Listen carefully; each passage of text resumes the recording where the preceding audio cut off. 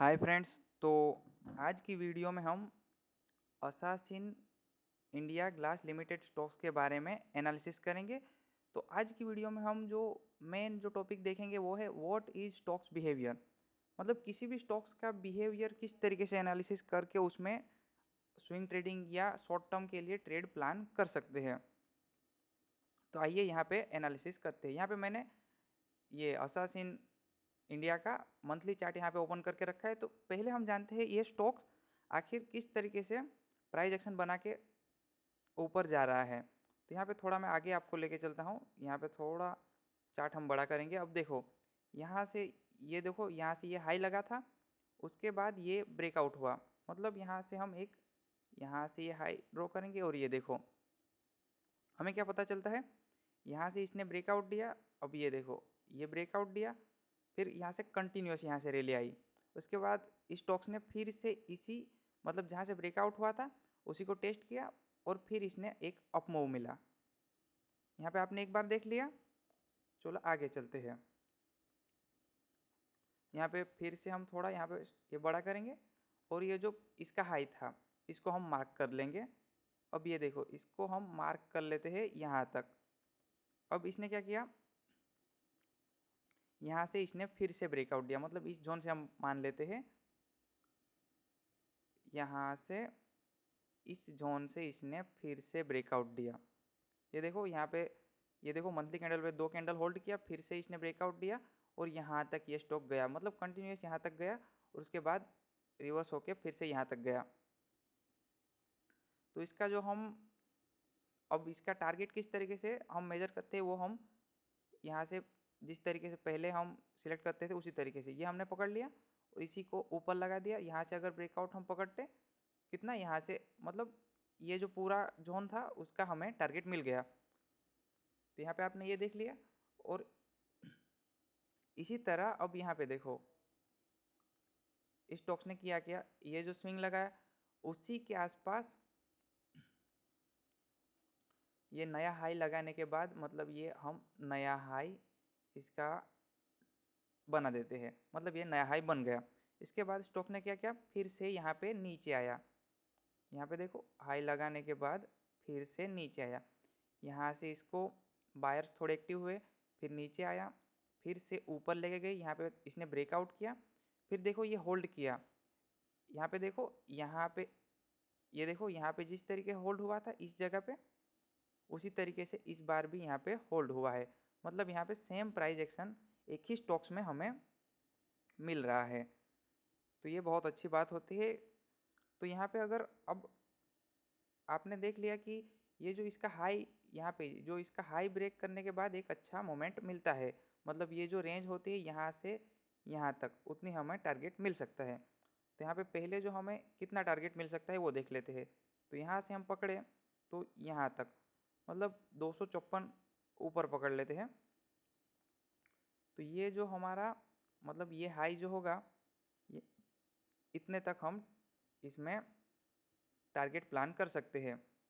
तो अब यहाँ पे देखो, अब हम यहाँ पे इसने हाई तो ये लगाया है तो एंट्री हम इसी के ऊपर बनाएंगे। तो इसको जो हम पकड़ लेते हैं, 1 मिनट यहाँ पे, अब इसका जो हाई है ये है, इसको हम मार्क कर लेते हैं यहाँ पे। इसको हम ग्रीन कर देते हैं क्योंकि इसके ऊपर हम बाई करेंगे। तो यहाँ पे देखो, यहाँ इसके ऊपर हम बाइंग करेंगे। ये जो था इसका ब्रेकआउट लेवल था, मतलब जो प्रीवियस हाई था वो। तो यहाँ पे अगर हम मंथली कैंडल पे प्लान करें शॉर्ट टर्म के लिए, मतलब 3-4 मंथ के लिए, तो कितना हमें टारगेट मिल सकता है यहाँ से देखो। और ये इसका जो कैंडल यहाँ पे, यो अगर ये कैंडल ब्रेकआउट करेगी सितंबर वाली, तो इसी कैंडल के एसएल के साथ हम प्लान करें तो हमें ये टारगेट मिल सकता है, मतलब 1:2 के जितना।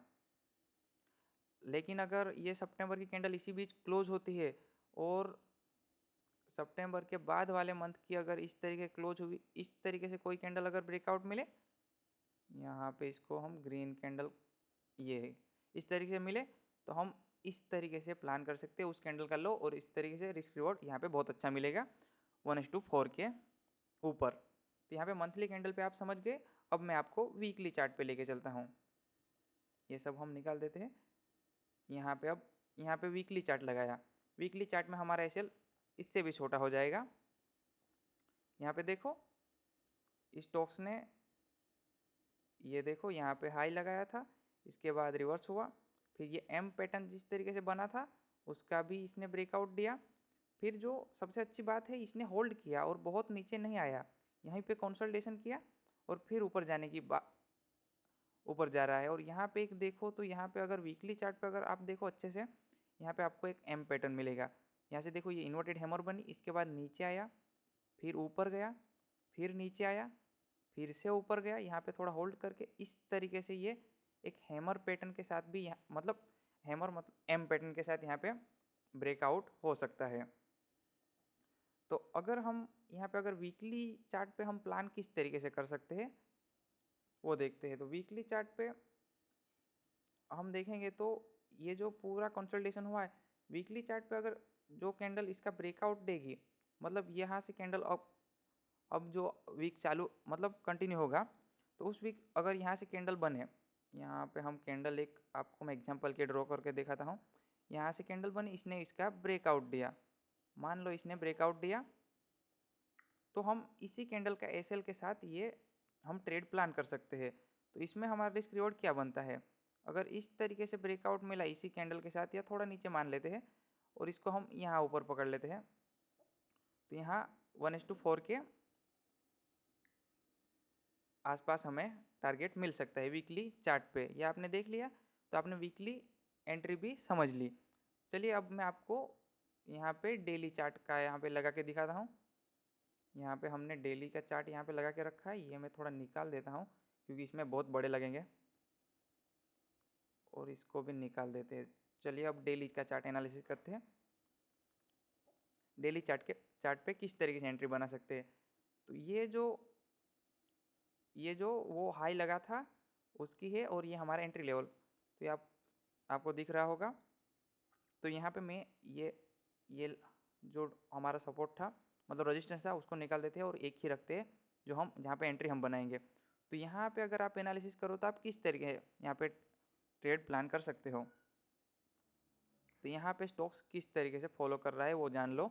अब यहाँ पे देखो, यहाँ से एक बार इसने हाई लगाया, फिर नीचे आया, यहाँ से देखो स्ट्रॉन्ग बायर ये हुए, फिर से सेलर आए, फिर से यहाँ पे एक कंसोलिडेशन के बाद इसने ब्रेकआउट दिया, मतलब इसको हम कंसोलिडेशन मान लेते हैं, इसके बाद इसने ब्रेकआउट दिया। तो अब यहाँ पे अगर देखो आप, तो ये स्टॉक यहाँ से लेके हम पकड़ लेते हैं, यहाँ से नीचे आया, फिर ये जो हाई है ये ऊपर लग मतलब ये लो है ये ऊपर लगा, फिर इसने जो नया हाई मतलब इसके ऊपर जाके फिर से नीचे आया, फिर थोड़ा ऊपर गया, मतलब इस रेजिस्टेंस के पास दोबारा इसने टेस्ट किया। और अब क्या कर रहा है, अब यहाँ पे देखो यहाँ से नीचे आया और इसी जो यहाँ से जो इसका हाई था उसी के पास इसने सपोर्ट लिया, मतलब एक ग्रीन कैंडल बनाई। तो इसी के साथ अगर इस तरीके से होके ये ब्रेकआउट दे तो हमारा एसएल यही होगा, इसी स्विंग का लो। और अगर ये डेली चार्ट पे इस तरीके से जाके इस तरीके से नीचे आए तो हमारी एंट्री यहाँ पे नहीं बनेगी, ये स्टॉक अभी के लिए ख़राब हो जाएगा हमारे लिए। तो यहाँ पे आपने डेली चार्ट की भी एंट्री यहाँ पे समझ ली, मतलब इसका हम ऐसे लिए लगाएंगे तो हमारा जो यहाँ पे इतना टारगेट है 1:4 के आसपास हमें स्टॉक्स में टारगेट मिल सकते हैं। इस तरीके से स्टॉक्स का बिहेवियर एनालिसिस करके भी स्विंग ट्रेडिंग और शॉर्ट टर्म और लॉन्ग टर्म में इन्वेस्ट या ट्रेड प्लान कर सकते हो। वीडियो अच्छी लगी हो तो चैनल के साथ प्लीज़ जुड़े रहना।